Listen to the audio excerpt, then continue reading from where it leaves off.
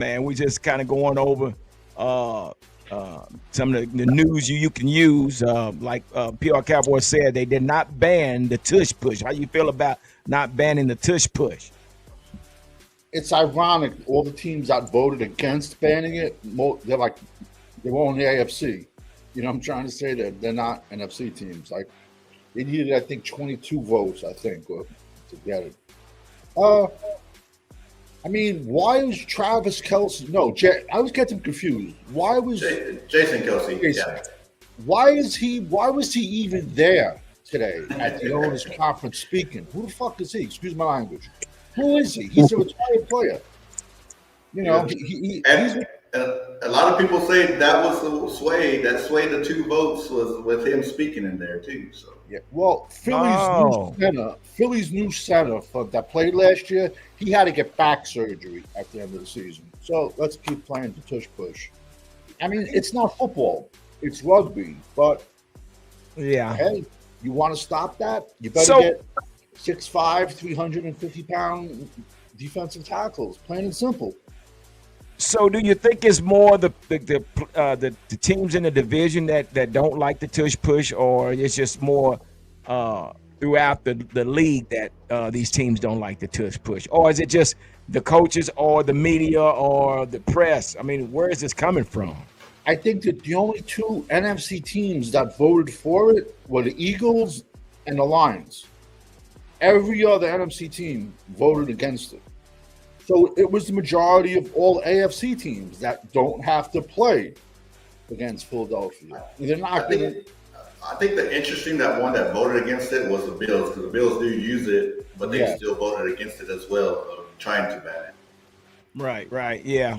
So, well, it's not banned, guys. You know. So, man, I forgot. There's a lot of new rules that's going on. I know they're going to do the Eagle Eye instant replay. I think that's one of them. The tush push was another one that they was talking about if they was going to ban it or not, but that is definitely going to happen. There's some other rules. I did a video on it, and I can't remember them all. But yeah, but there's some new rules that we're going to see this season. But again, the tush push is what it is. So we welcome it, and here we are. So as you guys can tell, we got the title today is the 2025 divisional rival. So we're going to get right on into that, man. So we're going to talk about each team and some of their latest transactions and where they stand, and we're going to voice our opinion on each team. I mean, we got those rivals out there. It's probably listening, but we're gonna give our fair share of our opinion on each one of these. So let's start off with these Eagles, man. Philadelphia Eagles. From what it looks like, man, they have done a lot of transactions since April, man. So they have been busy in the past, and they just signed a few people. They signed defensive tackle Ty Robinson to a 4-year contract. They signed center guard Drew Kendall to a 4-year contract, and they also signed wide receiver Giles Jackson and waived running back Terrion Davis Price. So they've been pretty busy, man, with their off season, and looks like they're gonna be returning back to their rare form. I mean, Cowboys champ, what are you thinking about this Eagles team? I mean, they look like they're now with the addition of the loss of Kellen Moore. I don't know if that makes a difference or not. I don't know what you think. You muted, bro. Okay, sorry about that. Remember about 3 years ago, they went to Super Bowl the first time played against the Chiefs, and it was 35-31 with a close game. They lost. That following year, both of the coordinators left, and the Eagles had the biggest meltdown ever. And plus, a lot of the games they were playing, they were barely winning. And then last year, they brought in Kellen Moore to help out with the running game, but Barkley was that missing piece. So my thing is, if this new coordinator, what he gonna do? Is he gonna try to open up the offense for the Eagles, have them throw around, or are they gonna continue to play like they was last year with Barkley? And can Barkley stay healthy?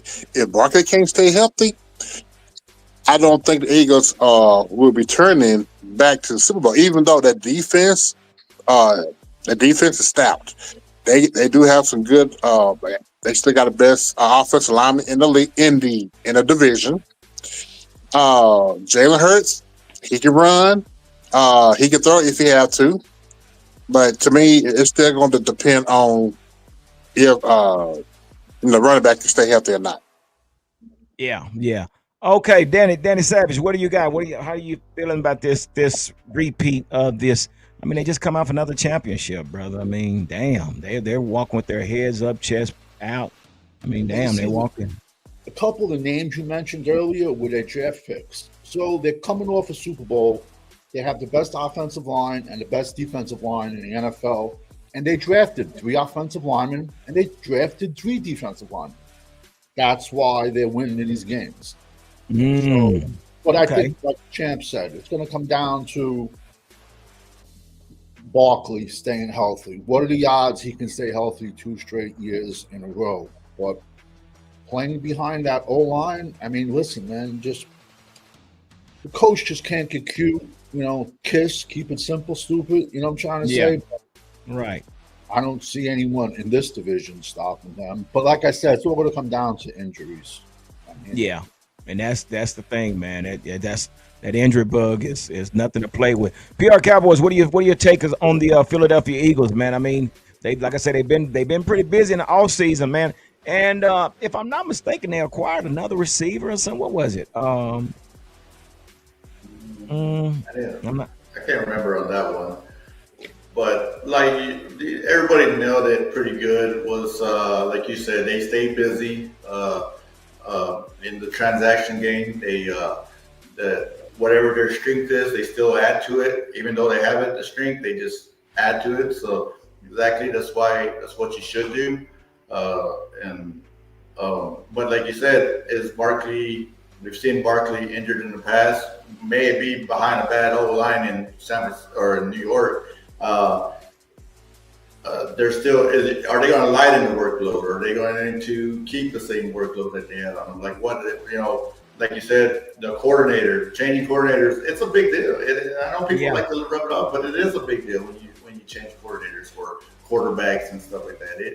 It does become an issue sometimes. So yeah, it's all going to, like anything else, it's going to depend on health and like I said, we'll see what the new coordinator has in store for him. Is AJ Brown is him and Hurts gonna be, in and out off the field like they were last year? Like, there's always those storylines with them, so it's gonna be a wait and see deal. But I mean, like you said, they're the top dogs right now, and you have to knock them off. So. Yeah, I think the biggest thing is will they continue where they left off, and like I said, I don't know. How big a role that Kellen Moore had as far as his offense. I'm not sure if he was the sole play caller or not, but we'll have to see if that affects their offense. So, and they also, did they lose their defensive coordinator as well? Am I mistaken? I believe he stayed. So he stayed. So yeah, which they already went through this transition once with losing everybody to other teams, but hey, it proves that didn't hinder them at all. So man, I mean, we got to give props where props is given. I mean, where it's needed, and that's to the Eagles, man. I mean, they're doing their thing, man. But again, yes, I think Barkley is a key piece to this Eagles offense, and basically it makes it easy on the quarterback, something that we've been talking about. So yeah, we just have to see what happens with the Eagles, man. And hey, from the Cowboys Huddle podcast, we got to congratulate the Philadelphia Eagles. So now going on into the Washington Commanders, man, they caught fire this year, Danny. They caught fire, and it is all seen behind their new little quarterback that they have, man, Jaden Daniels, man. So also with that, they add an additional wide receiver in Deebo Samuels. And not only that, but guess who else they picked up? They picked up Michael Gallup. Yeah. So They have made some moves here in the off season as well, man. But what do you think, Danny, about this Commanders for this year? No, they got better. They traded for Larry Tunsil from the Texans, so they got a left tackle. They drafted Oregon's left tackle, Connolly. Yeah. So, I mean, then they also got a late running back, kid Jakrowski Merritt, like in round 6. They only had like 5 draft picks. They didn't have a lot, but they did what they could with it. Mm-hmm. So, I mean, it just seems. I think every team in this division has gotten better. Yeah. I Yeah. don't know. Yeah. No. What do you think? What do you think, Cowboys? I mean, PR Cowboy. How do you think about? What do you think about Dan Quinn, Washington Commanders? And like to Danny's point, I think they added J.K. Dobbins also to that running back room as well, which is a pretty good piece as well. If he can stay, he's another one that if he can stay healthy, also. Yeah. Guy. It kind of reminds me of the Texans the first year, where Stroud came out, they caught fire. Then they went out and got like all these pieces. They still made the playoffs, but it didn't quite look the same, right? Right. And I think that's the key right here is once the team's got film on Jaden Daniels, they got a year to look at him. Can teams adjust to him, and can he adjust back to what they're giving him this year? So I think that's going to be a key part of this. And we've seen Dan Quinn; he's done good as a head coach, with Atlanta and stuff like that. But I think that's going to be the key part here is hey, teams got film on you now. Going to the second year, they're gonna throw stuff at you differently and play you differently. Can you adjust to that? And that's going to be part of Kingsbury's job and all that, and on how they handle that. Yeah, no, that's so true, man. And again, these guys have basically set the foundation, man, of what they're trying to do with. I mean, the Washington Commanders. They have put some pieces together, man, and hey, man, and then with the addition of Deebo Samuels, that makes them that much scarier, to be honest with you. Now, and I think their running back is Brian Robinson, if I'm not mistaken. Brian Robinson is the running back along with Jeremy Nichols. On this defensive side of the ball, they have Darren Payne at defensive tackle, Javon Kinlaw. Got our ex-player, Dorrance Armstrong, still at the defensive end, with Dietrich Wise at the other on defensive end. And somebody we wanted years ago we never could pull that deal off was Bobby Wagner. So him and Frankie Luvu are still there as well. So, man, I mean, they have every ingredient to be better than they were last year. I mean, what do you think, Cowboys champ, about the Washington Commanders? Man, you know what? That still stings. The Cowboys could have had Dan Quinn as our head coach versus McCarthy. Yeah. Well, that's still stings. We thought that that's what was going to take place once we lost McCarthy. We thought that Dan Quinn was going to be the next guy up, but Dan Quinn said he saw the writing on the wall and got up out of there. I guess. So that's where we are. So now let's get into our Dallas Cowboys. Give it up for them Dallas Cowboys. What about the Giants? We're gonna get to the. I'm just kind of going. Okay. Yeah. Oh, yeah. We're gonna get to I refuse to make us last. Give it up. But now with our Dallas Cowboys, man. I mean, I think we all know what's going on with the Dallas Cowboys. Our addition with George Pickens. Then we got Joe Milton. We got a bunch of old school names on our team. Joe Milton III. He named after his granddaddy, and George might be named after his daddy. So with the addition of those guys, man, that was big. That was key. Danny, we finally got a true X receiver.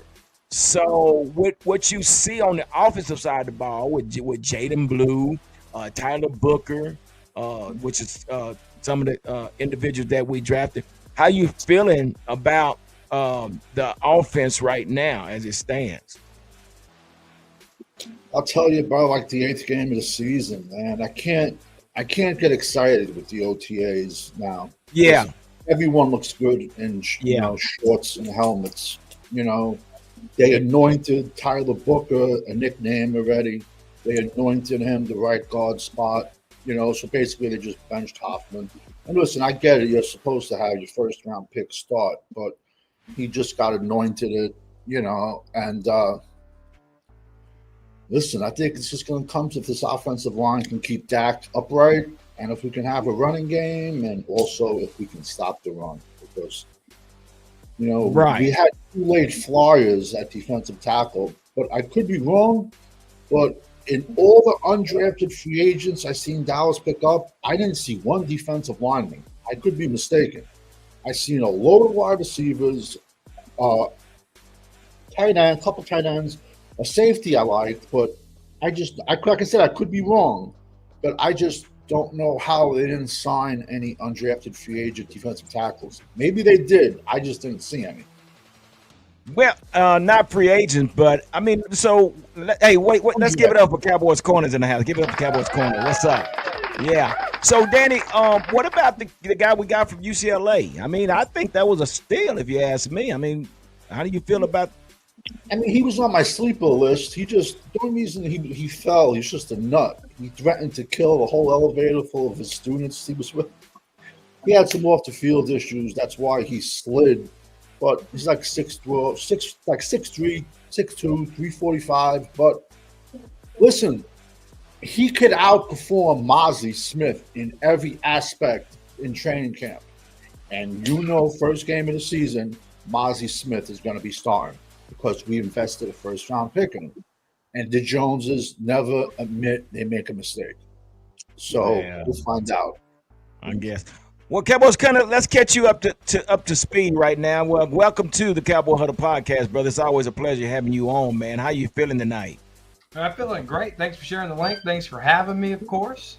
I'm ready to talk to these Cowboys. Yeah. So we kind of went over the Philadelphia Eagles. We went over the Commanders, and now we're at the Cowboys. As far as the latest transaction. I mean, if you want to kind of elaborate on the Eagles or the Commanders, or whatever. But we kind of went through there and just kind of talked a little bit about their latest transaction. So if you got anything you want to share, would it be great? Man, look. Player acquisition is 365 days a year. Teams are going to add players. Teams are going to cut players. It's part of it. I don't care if the Eagles add 10 players today. Same thing with the Commanders. Same thing with the Giants. We got to focus on what the Cowboys can do and what they're going to do. Right. We can project. We could try to get these puzzle pieces and put them together.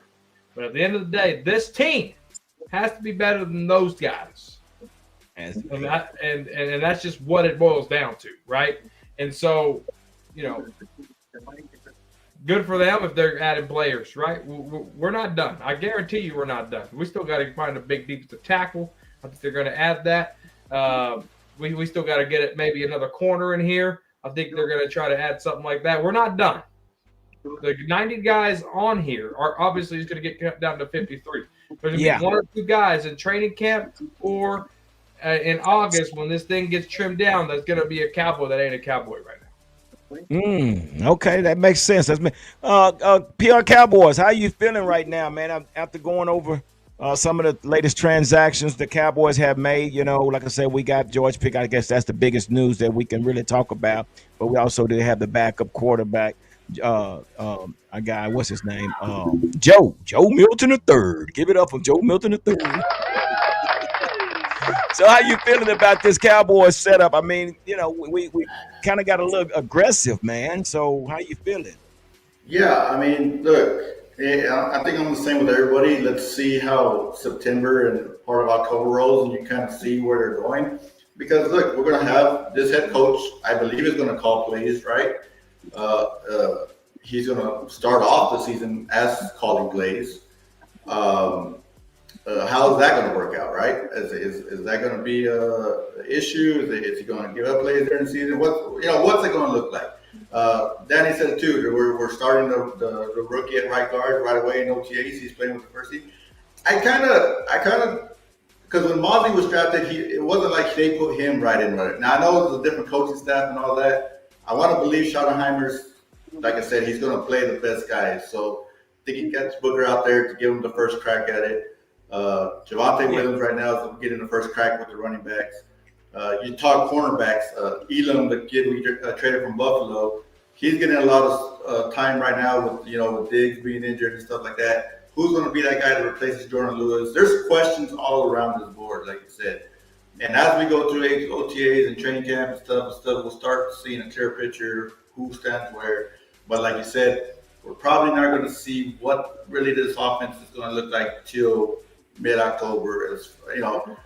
Are they going to hold true to their word? We're going to be a running football team. That's the big question. That's what I want to see. That's so true. That's so true.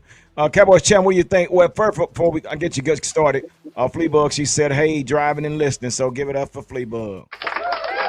She's running a little late, so maybe she'll make it before we're done tonight. Cowboys Champ. So what's your thoughts, brother? Right now, as we go through this NFC East, and now we have landed on our Cowboys. So, what's on your mind, and what are you thinking right now? Kind of like what PR Cowboys said. Are the Cowboys going to be a running team? Are they going to take away a lot of the pressure off Dak Prescott and give it to the running game and do the short passes? My concern is still with the tackles. I'm still loving the running backs. I believe, now, in my opinion, the linebackers are the best position group on defense. Okay. Defensive line, they still got a lot of work. The cornerback is still a lot of question marks. Safeties still got a lot of question marks. Yeah. But other than that, and picking up Pickens, that's going to be good. Again, I'm still concerned is with number 4 and the coaching staff. Are they going to help him make the right play so he can not only give Pickens in the game, but spread the ball around?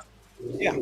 No, I totally agree. And we have been focusing on the offense a lot here and talking about Pickens and Dak and the running backs and things like that. But we do have to talk about this defense. We are still in pursuit of a defensive tackle. We have to be able to stop this run game. And not only that, we got question marks at our safety. We got question marks at the nickel. Who's going to play that corner in the nickel package? I think they mentioned somebody. I can't remember. But do you remember somebody been kind of stepping in that position? Anybody know who's been stepping in that position on the nickel? Janae Thomas, Julian Thomas. Wanye? Wanye Thomas. Okay, Wanye Thomas. Okay, well, that's great. So, there's a lot of questions about this defense, Cowboys corner. So, are you familiar with Matt Eberflus 4-3 defense? Yeah, I mean, you look at it, it's got to be like a Rod Marinelli style type of defense, if y'all remember that. Bend, don't break defense. He was our linebackers coach here in 2017, so if y'all kind of remember that, when Eberflus left, Rod Marinelli came in and they kept that same style defense. If you looked at him with the Colts, I mean, they had a top 10 defense, a lot of good names, a lot of big players over there. I think the Cowboys can mirror that if the right pieces can play as big as the other guys. And so when the problem, though, is the smaller defensive tackles. They have to get bigger at defensive tackle. That's the name of the game in football. To get bigger, to stop the run, you got to be bigger. Now, if you look at the guys they drafted later on, they're a little bit bigger than what Marinelli would have liked, so that's a positive. But Matt Eberflus' defense is good. Parsons going to love it. Dante Fowler's going to love it. Marshawn Nealon might love it even more. There's not a lot of gap attacks where defensive tackles pull. It's more gap assignment. Right. It's going to be fantastic. I think that's going to help Mozzie Smith a lot. But is it going to elevate Mozzie to that first-round talent? Probably not. I think Mozzie is what Mozzie is. But that's what I know about Matt Eberflus' defense. A lot of cover 2, off man, not a lot of press. We'll see how they use our corners, because we know our corners are good at man, not so much zone. So how do they adjust to that? Now that's so true. And I was going to say the same thing. If we're talking about Marinelli, we know he was a more of a bend don't break type defense, and like you said, I think it's more of a gap assignment, which could help Mozzie. But uh, it's not the most exciting defense, PR Cowboy. But I mean, it took Chris Rashad to go over there and start a fight with the Eagles in order to get the defense pumped up. So I don't know, It's man. What not. do you think? It's not. But I like the role the linebackers play in the defense. The linebackers seem to like, what I'm saying. So I think with this linebacker group that we have, like I said, I like the kid we got from Tennessee, for a fifth round pick. And going to Cowboys champ, I think linebackers might be our strong point once Overshown's back and all that. So watching Eberflus, with the Colts and the Bears, it seems like the linebackers get more piece of it. Now, like you said, the corners have to get used to playing this cover two where they're used to playing man. So, and the safeties is a concern too on the back end. So, yeah, and I expect it to be a lot better than what we saw last year. So, I mean, right? How much worse could it get, right? But hopefully, if you can creep them up into the top 15 at least this year, and then work your way from there. Yeah, no Joe. So when we talk about the OTAs, and I know we ain't got to the Giants yet, but when we talk about the OTAs, and I know people saying, "Well, oh man, their practice done started," but really, Danny, the OTAs is more just the walkthrough, getting familiar with the plays, and kind of, getting familiar with the coaches. I mean, that's more what OTAs is all about, right? I don't even follow it. To me, Yeah. OTAs is 7-on-7 football. It's a joke. Okay.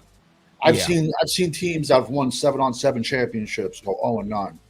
I can't get excited about helmets and shorts. Yeah. I just can't. Well, and I think it's more media. Media hypes it up to be more than what it is. We all excited as fans, just want to see something. And I think that's basically what it is. As far as an organization, it's part of the part of the protocol. But what you got, Danny? I saw a video today, and Myles Garrett and Micah Parsons were working Yeah. out there.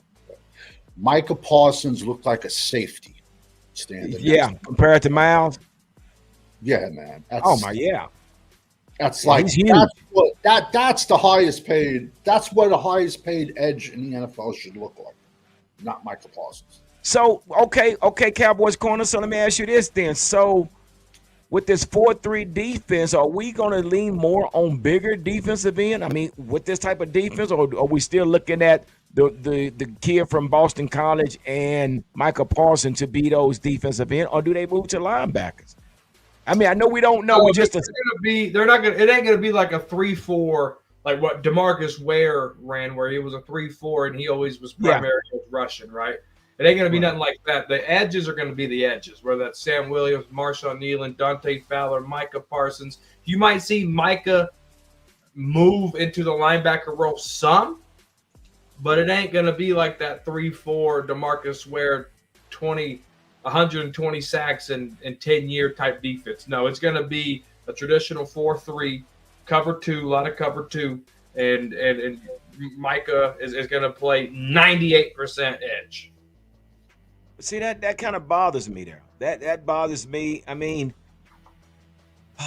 that kind of bothers me, man. I mean, if we're gonna run this standard 4-3, we're looking at some guys like Marshawn Nealon and Sam Williams. They're a lot bigger guys, and to be able to basically run contain. Basically, that's what it should be. We've seen this go. This happen at Micah. When you run at Micah, it's kind of like it's a little different. You get pushed around. So again, we don't know what the assignment's going to be for Micah and the new kid. I forget his name from Boston College, but I'm gonna bring him on. Cool Cowboys in the backstage. So let's bring him on. But give it up for Cool Cowboys. He's in the house. What's up, Cool Cowboy? How you doing, brother? How are you guys doing?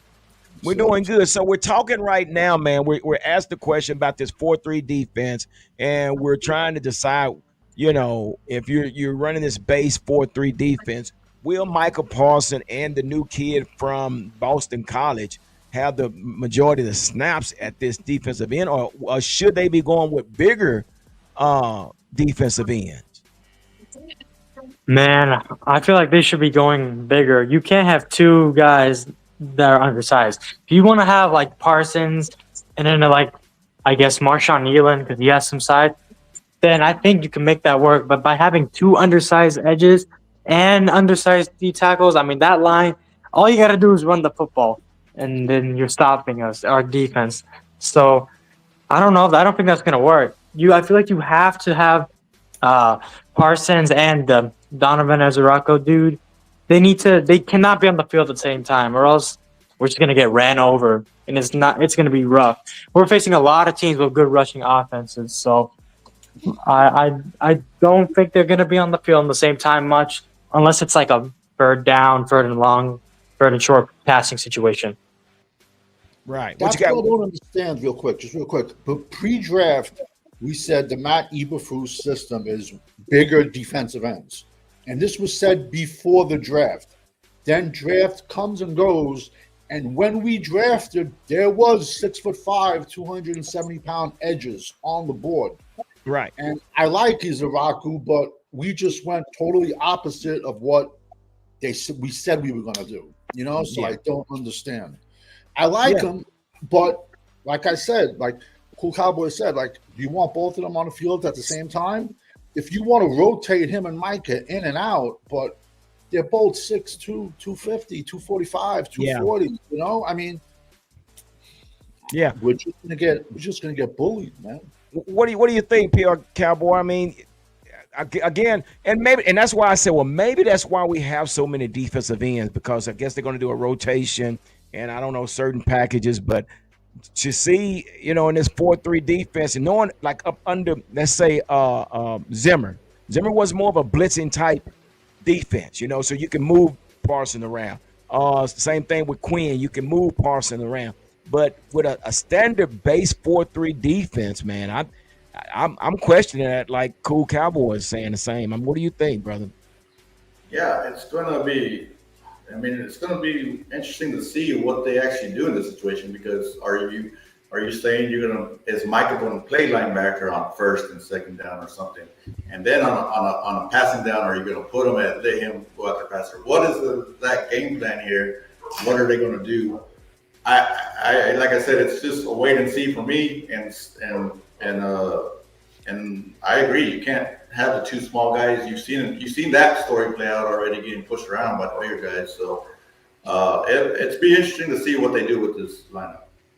Yeah, it will be. And we don't spend all this time. We forgot about the the other team. We're going through the Nfc East latest news. So that takes us on down to the New York Giants. So let's get into the New York Giants, man, and see what they got going on. As I was, let's see. Well, hell, I mean, they do have a new quarterback, if I'm not mistaken. Let me see. Where did I do with that? Okay, so yeah. So they been pretty active in the offseason as well, man. And looks like they brought in, who is this? They brought in Jameson Winston as a backup quarterback, if I'm not mistaken. They got not long ago wide receiver Lil Jordan Humphreys, cornerback TJ Moore, and the free agent signing. So what do you guys think about this New York Giants team? Starting with you, Cowboys Chan, what do you think about this New York Giants team and what it's going to look like? By them picking up Abdul Carter, that's going to help out their pass rush. But as far as that, no, they still got a couple. They still got a lot of pieces that they still have to put in place. I still think the Cowboys is better than them. Okay, yeah. What do you think, Danny, about this New York Giants team, brother? They got Russell Wilson at quarterback. They sneakily got better. Like I said, they got Abdul Carter. They did get Jackson Dart. You figure he's probably going to be third string with Wilson and Winston, and then Dart probably the third. But, you have to realize the Giants are stacked. at skill positions. You know what I'm trying to say? And now you have at least, Danny Dimes was horrible. DeVito was horrible. It's like, so the Giants just, the one thing that didn't make sense to me is though they only went out and drafted one offensive lineman. So, but they sneakily got better, and I can see us win with them this year, to be honest with you. Don't sleep on that defense, man. And now you put Abdul Carter. I just said you got to play Abdul Carter. Abdul Carter is not an edge. If you put Abdul Carter at edge, he's going to get run over. But Well, Cowboys Coney, you shaking your head too, Cowboys Coney. You feel the same way about Abdul Carter? Absolutely. And Giants are trying to duplicate what Micah Parsons is able to do. Can Abdul Carter do it? It's a tall task. To do what Micah Parsons has done in the first 4 years is really hard to do. Yeah. Not a lot of players do it. Not a lot of players have done it. Okay? So, can he do it? I hope not. They're division rivals. Does he have the potential to? Yeah. But I'll tell you this. It's the flipping Giants. We're not scared of it. No, they will figure it out to screw it up for them. Waste their talent. Oh wow, that's something else, man. Hey, you're right about that. They will find a way. They will find a way to screw it up, man. So they spent $250 million on a defense 10 years ago. What did that defense do for them? I don't know. Well, PR Cowboy, what do you think about these New York Giants, man? I mean, they are in our division now. Danny said they have got sneakily better. They done snuck in a few players, and they should be a lot better. What are you thinking? Look, last year I liked the Tracy Porter Jr. kid that they got. I felt that's the one kid that I felt that we should have had, and that we should have gotten. They got him. You looked at what he could do. The receiver, they had quarterback issues. Is Russell okay?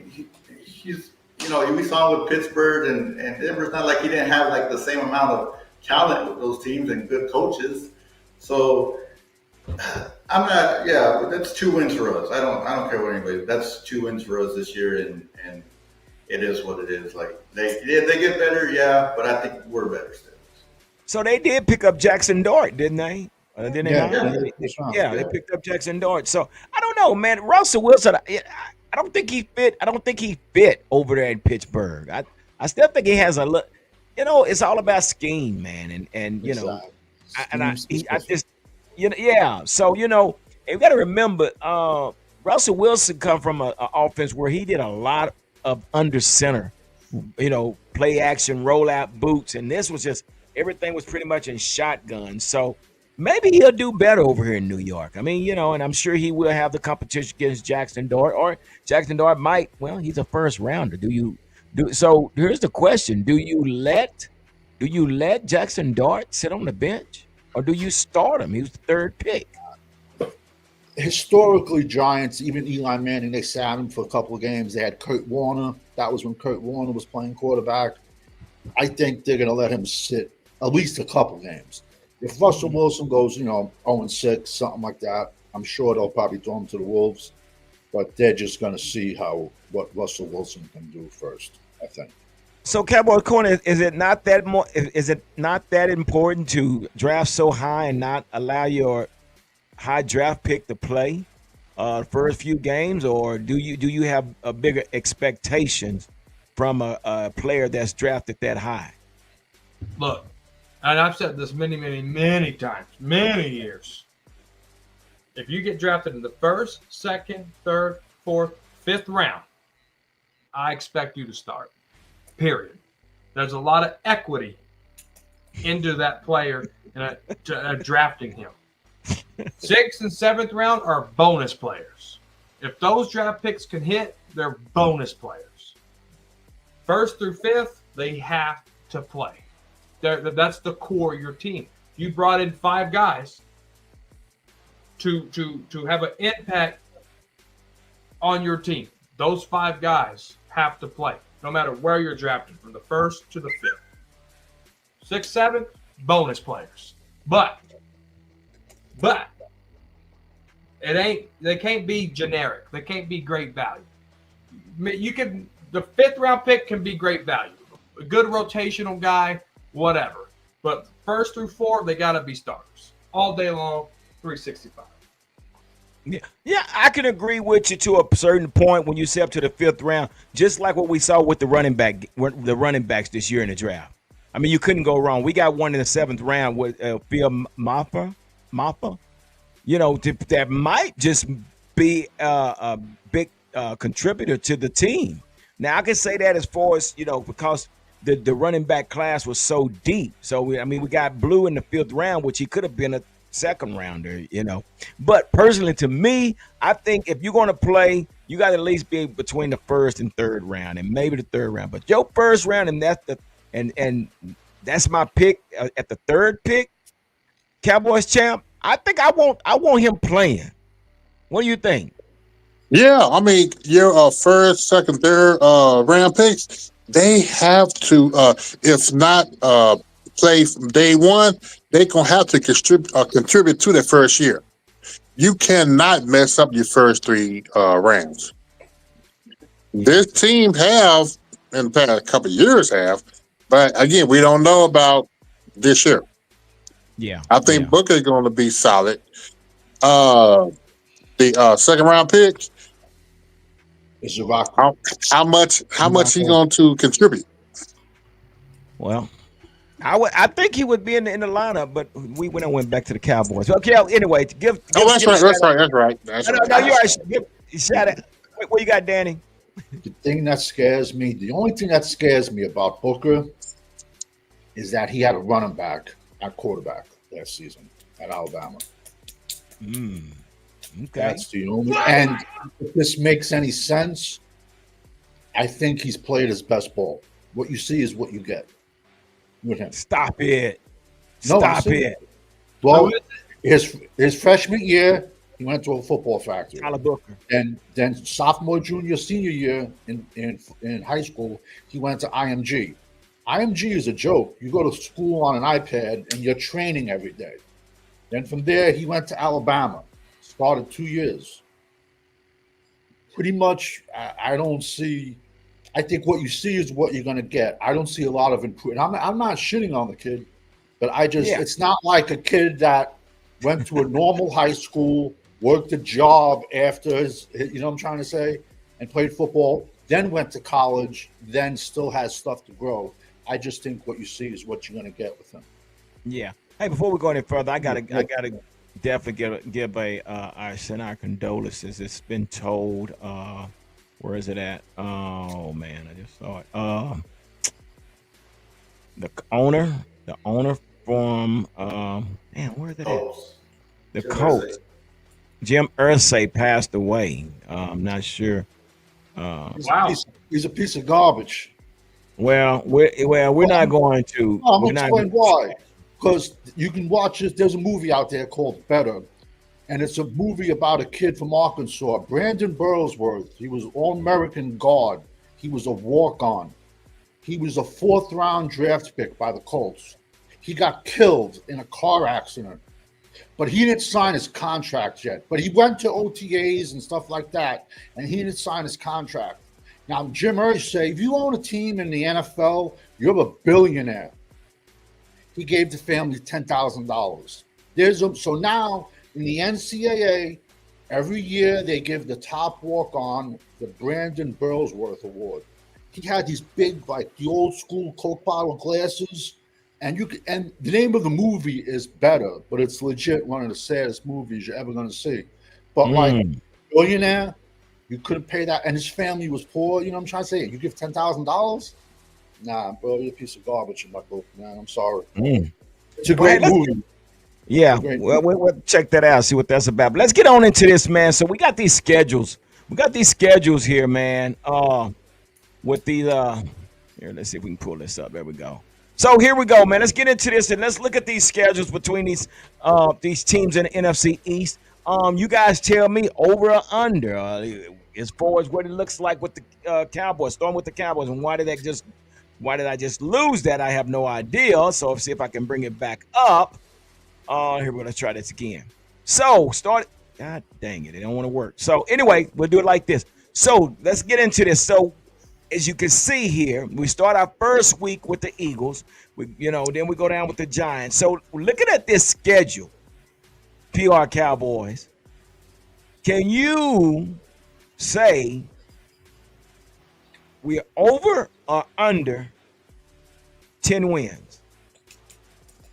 And I'm even. I'm right at 10. Say that again. I'm even. I'm right at 10. Okay.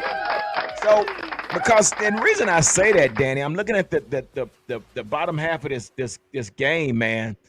Starting in week 11, it doesn't get any easier. So I asked you, and maybe you can elaborate on this. Do you have an over or under 10-win season? Under. Vegas, it's 8. Over under, and the line in Vegas is 8. We got about 10. So please explain yourself. I mean, where you look at the last 7 games of the season? The last 7 games of the season are brutal. I don't know. Like I said, I think every team in the NFC East has gotten better. So, and then we also have to deal with the Rams. You got the Lions. You got the Packers. You got the Vikings. So, this. But listen, I'm below 10. But listen, Jaden Daniels and Hurts can blow their knee out tomorrow. It's all going to come down to who can stay healthy, who can't. So it's it could come down to a point where Dak is the only starter that originally started the first game. It's all going to come down to who can stay healthy. So true. Cowboys count. Go ahead. Elaborate on that. Just elaborate on that. Is my thing is we won 7 games last year with what we had, dealing with the injuries we had, and we had a pretty tough schedule. So this is where I think we're right at 10 because and now, like you said, it's all dealing with health, right? If we're healthy and everything goes right, I think 10 wins just because we won 7 last year. And most teams with their full healthy roster don't get to 6 wins or 5 wins. We got to 7 with the mess we dealt with last year. So yeah, that's a good observation. Cowboys Corner, what do you think, man? Looking at this schedule, if I can bring it back up. But let's see if I can bring it back up. Goodness. All right, looking at this schedule, I mean, are you over or under a 10-win season? I am over a 10-win season. If you watch the Frisco report, just 2 weeks ago, we did the schedule prediction, and I was 12-5. 12-5. Dallas Cowboys gonna pull this off. There hasn't been a back-to-back divisional winner in the NFC East, so the Eagles take the back seat. All right, Cowboys are the better team. We're beating the Commanders. Sophomore slump for Jaden Daniels. Eagles in the trash. Giants in the basement. They built the house. They can't sell it because there's enough principal paid off in that basement for the Giants to get out. So that only leaves who? The Dallas Cowboys, our beloved Dallas Cowboys. Yay! All right, that's what's up. All right, Cowboys champ, you're looking at this schedule. Now, let me remind you that we have 3 Thursday night games. That's going to be challenging. That's going to be real challenging. And we have some big-time games. As you can see, Thanksgiving, we got a Thanksgiving game. We got the first kickoff game against the Eagles. And we got a Christmas game. So I ask you, will this be an over or under 10-game win season for the Cowboys? Under. Say that again. Under. Like under the Chiefs. Down under. Damn. Okay. Share that with us. Where you? Come on. Fill me in. Okay. Again. Games. Damn. Boy, y'all are hard. Again, it's a lot of teams that can run the ball on this schedule. The Cowboys haven't done nothing to shore up that defensive line. Yes, we got some good linebackers, but it's going to depend on if them two young rookies can step up or if the Cowboys can pick up somebody through a trade or free agency. Also, the Cowboys on offense, they cannot have a lot of 3-and-outs coming into the season. Right. That has to be eliminated. Right. If they want to, I'm talking about either get to 8 or 9 wins. Right. I think if they stay with the running game and keep Dak Prescott on a very tight leash, yes, they can possibly get 10 games. Well, But I'm gonna tell you. that leash got to be very short. Yeah. Okay. All right. Yeah, I get your Cowboy Chan. Give him a Cowboy Chan. He said less than 10. I'm like Cowboys corner. We got a true X receiver. This offense is definitely going to save this defense. Give it up.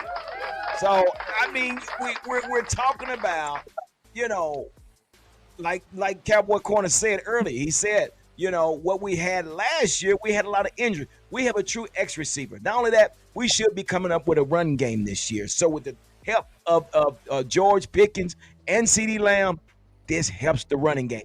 Now, if Brian Schottenheimer is true to what he is saying, that he wants to run the ball with what he has, but damn it, that should help the passing game. So again, I'm going 12-5 as well. Give it up. So with that being said, we got to move right on to the next group is with the Giants. Let's look at this schedule real quick, guys. Starting off with the Commanders week 1, then week 2 Cowboys, and then week 3 the Chiefs, and then week 4 the Chargers. Danny, It's tough. Tough schedule. over. Tough.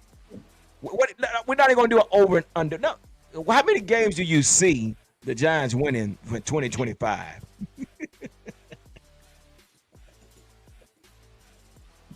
I mean, best case, I can see them like best case, maybe 10-7, and not stretching it, man. I'm seeing them more like 9-8, like best case, but they'll be, I think, right around that 7-9 range, if that makes any sense. Okay. It's just, Okay. I think the Redskins are going to be much, much more improved. They went out and they traded for a left tackle. They drafted another left tackle who's going to play right tackle. And, you know, I mean, having undersized edges, just, you know, plus Dan Quinn playing up against that defense. You know, it's just, I just think Dallas is coming into the season behind the 8 ball. It's our third defensive coordinator in 3 seasons, our third year of trying to draft players to fit in a defensive coordinator system, you know, and now we're going to be in hard knocks during the season. That's basically like the kiss of death. So, basically, it's the same old Dallas. You know, it's all about hard knocks. It's all about the strap. All right, piggyback off of that PR Cowboy. We're talking about the Giants right now. So I'll keep it at 5 wins. 5 wins. That's what they get. Hey, because I'm telling you, it looked like they might lose the first 4. Goodness, dang. Yeah, So you they said get 5. Yeah, that's it. How about you, Cowboys corner? What it look like for you with these New York Giants? 0-17. What's this supposed to be in? Bears. All right. Well, hey, They got a tough schedule too. We're gonna move right on because we're just gonna forget about that. So let's go into the Eagles. The Eagles. So next is the Eagles on, and starting off, we got the Cowboys. Then behind them, the Chiefs. Then around the Buccaneers, Broncos. Start with you, Cowboys corner. What do you think? What would the I don't know, their record be? How many wins you think they will actually get, or do they repeat a Super Bowl again, or what? 8-9. Yeah. Wait a minute. No ring for the Eagles. All right, Danny, what you got? What do you got with these She-Eagles? I think it's all going to depend on it's going to depend on. Listen, for all 4 teams, it's going to depend on who can stay healthy. Eagles, Barkley, if he could stay healthy for 2 years. Yeah. But Yeah. also, that offensive line, they still got the best offensive line in the league and Yeah. the best defensive line in the league. So, Yeah. listen, could they have a Super Bowl slump, a Super Bowl hangover? It's possible. But, I mean, I can see the Eagles. Even if they have a hangover, I can see the winner of this division being like 10-7. I can see that. Okay. PR Cowboy, what do you think with these Eagles? What do you think that Yeah, their record will be? Cowboys corner gave them 8. I'll give them 9, still finishing behind my Cowboys, which I gave them 10. If y'all are correct, I'll be even happier if 12 wins. But I still have them finishing behind us, 9 wins. Yeah.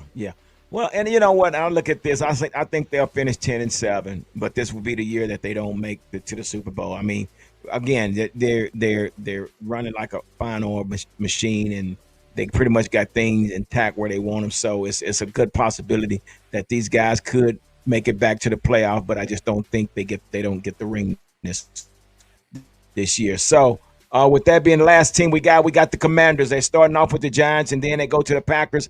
Then they come back home to the Raiders, and then go to the Falcons. So PR Cowboy, what are you thinking about this Commander team? I mean, they ended on a good note last year. So on this year, what do you think? How many wins you give these guys? I'm going to piggyback that I think sophomore slump is real, and I think I'll give them 8. They'll make wins. 8 wins. Okay. All right. Okay. Danny, what are you giving the Commanders this year? Like around 9-10. I see them being a wild card team. Okay. And Cowboys corner, what you got? 9-8. 9-8. All right. So, hey, and again, this is all speculation, guys. We're just saying this all speculation, but again, it depends on injuries. Injuries matters, and it's about what team can stay healthy, man. So, but we can all agree that the NFC and the whole has become better. They have become better. So it's going to be very, very competitive. That's why I wanted to do this tonight, to kind of, elaborate on the NFC East. And again, we are all a little biased. I know me. Well, we got to get Danny over there. But Danny is a realist. Danny is going to be a realist. He's going to tell it like it is.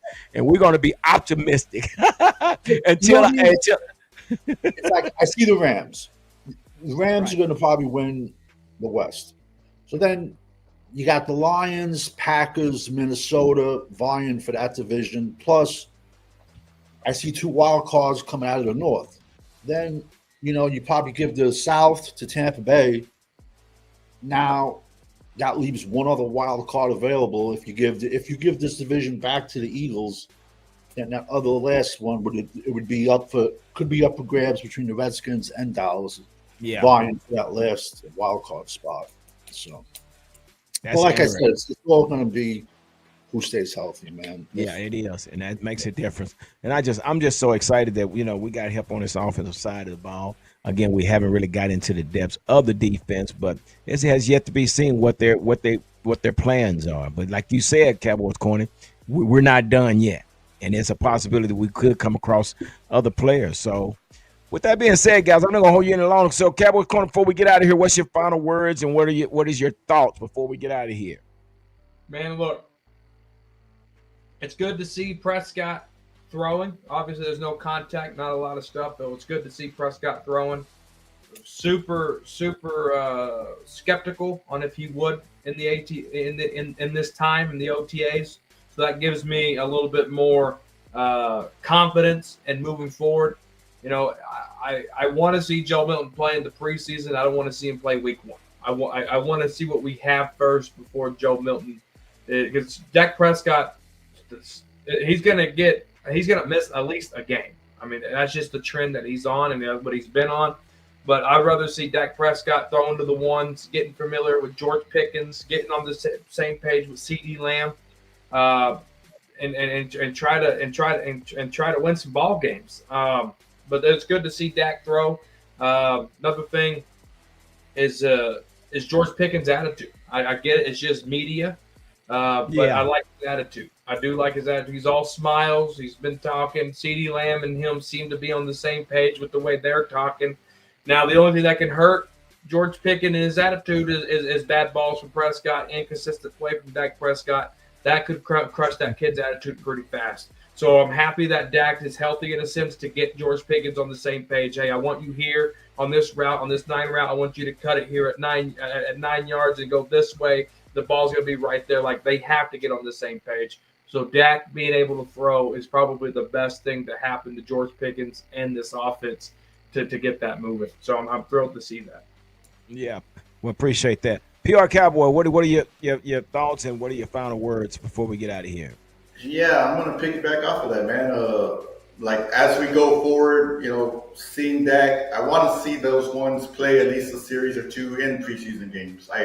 Being under a new offense, having a new wide receiver, I want them to not do the trend of the last few years of just not playing. I want to see them in the game. Of course, we want to see what Joe Milton brings because, like you said last year, we still won 7 games with our backup in there. So if Dak go out 2 or 3 games, can he do the same thing what Cooper did? Come in, win 2-3 games until he gets back. So, those are things, and the running back situation, how it plays out through the offseason. That is the one that I'm watching because if we are going to lean on the run heavily, who are going to be the 2 main guys? And that's what I want to kind of see going into OTAs and training camp. Facts.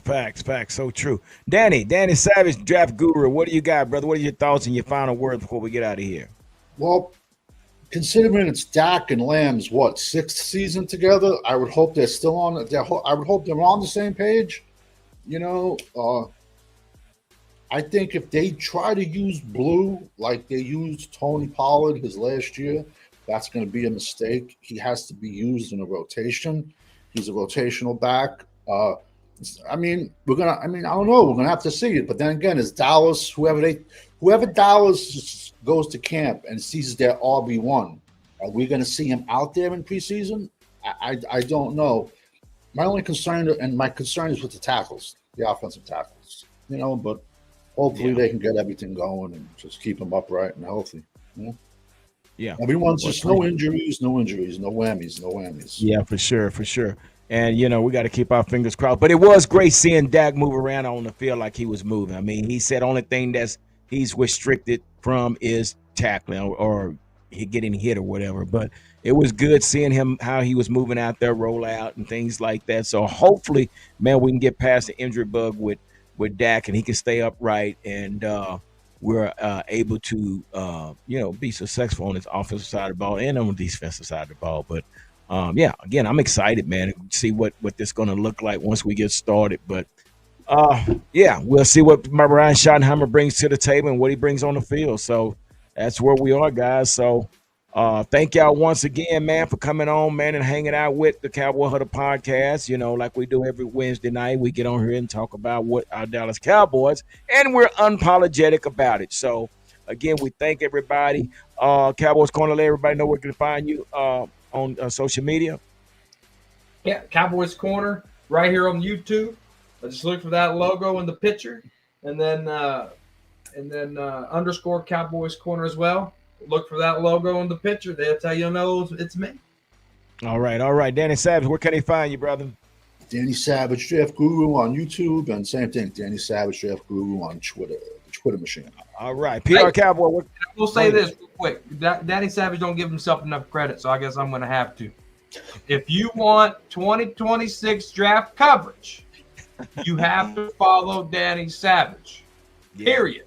Before all this other Dan Bugler and Botch Lombardi and Brian Broaddus talk about all these players, Savage is already on top of it. So listen to Savage if you're a draft freak. I got 30 guys so far. On the way to the 1,000 already. Wow. He won't do it, so damn it, I'll do it for him. There you go. Give it up for Danny Savage, Draft Guru. And the more we get into the season, man, we're definitely going to, Danny, we're going to give you your little segment so you can let us know what's going on out there. Because, Guru Sam. Yeah, for sure. PR Cowboy, what's your thoughts? I mean, what you got, brother? Yeah, I'm on TikTok, PR Cowboys. You can, as the season gets closer, we'll start doing lives before the game on there. You know how we do it, G. We get out there, we get on there, and we do some lives on there.